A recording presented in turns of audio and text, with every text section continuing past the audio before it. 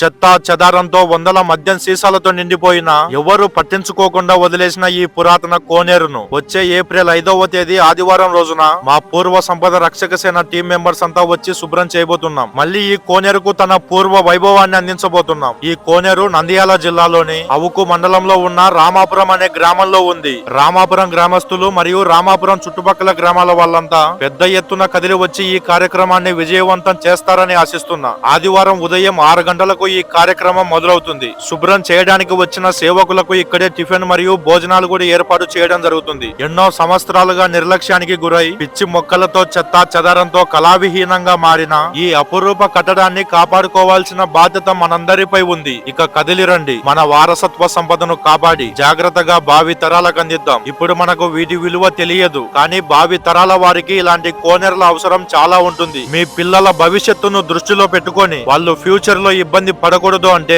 మనం ఇప్పుడు వీటిని రక్షించాలి. దయచేసి ఈ వీడియోను వీలైనంత మందికి షేర్ చేయండి.